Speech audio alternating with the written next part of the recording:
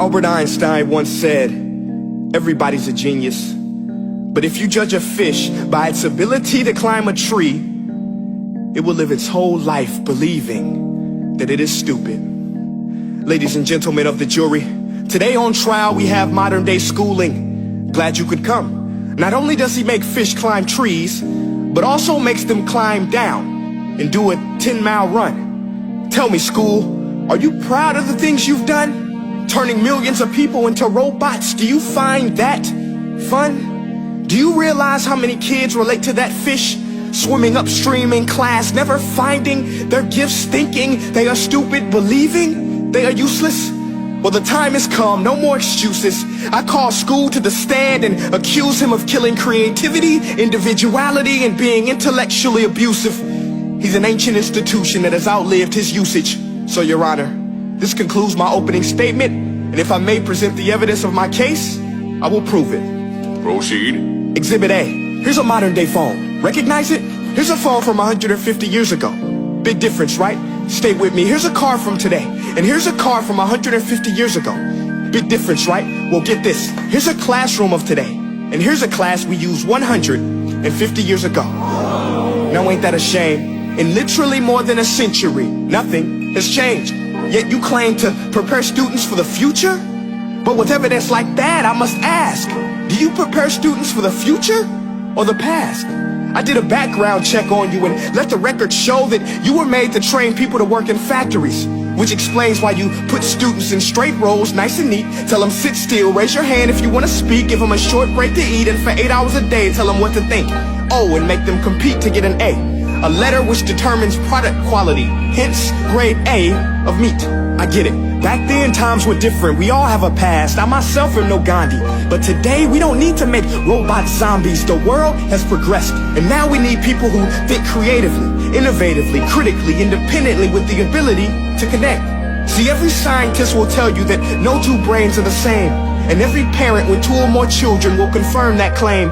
So please explain why you treat students like cookie cutter frames or snapback hats, giving them this one-size-fits-all crap. Watch your language. Sorry, Your Honor, but if a doctor prescribed the exact same medicine to all of his patients, the results will be tragic. So many people will get sick, yet when it comes to school, this is exactly what happens. This educational malpractice, where one teacher stands in front of 20 kids, each one having different strengths, different needs, different gifts, different dreams, and you teach the same thing the same way? That's horrific. Ladies and gentlemen, the defendant should not be acquitted. This may be one of the worst criminal offenses ever to be committed. And let's mention the way you treat your employees. Objection. Overruled. I want to hear this. It's a shame. I mean, teachers have the most important job on the planet, yet they're underpaid? No wonder so many students are short-changed. Let's be honest. Teachers should earn just as much as doctors, because a doctor can do heart surgery and save the life of a kid. But a great teacher can reach the heart of that kid and allow him to truly live. See, teachers are heroes that often get blamed, but they're not the problem. They work in a system without many options or rights. Curriculums are created by policymakers, most of which have never taught a day in their life. Just obsessed with standardized tests. They think bubbling in a multiple choice question will determine success. That's outlandish. In fact, these tests are too cruel to be used and should be abandoned, but don't take my word for it. Take Frederick J. Kelly, the man who invented standardized testing, who said, and I quote, "These tests are too cruel to be used and should be abandoned." Ladies and gentlemen of the jury, if we continue down this road, the results will be lethal. I don't have much faith in school, but I do have faith in people. And if we can customize healthcare, cars, and Facebook pages, then it is our duty to do the same for education, to upgrade it, change it, do away with school spirit, because that's useless. Unless we're working to bring the spirit out of each and every student, that should be our task. No more Common Core. Instead, let's reach the core of every heart in every class. Sure, math is important, but no more than art or dance. Let's give every gift an equal chance. I know this sounds like a dream, but countries like Finland are doing impressive things. They have shorter school days.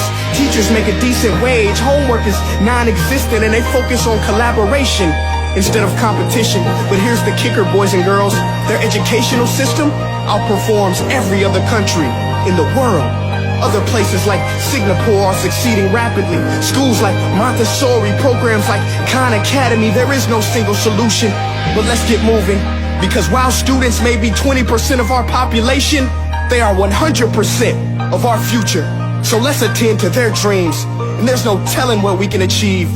This is a world in which I believe, a world where fish are no longer forced to climb trees. I'll rest my case.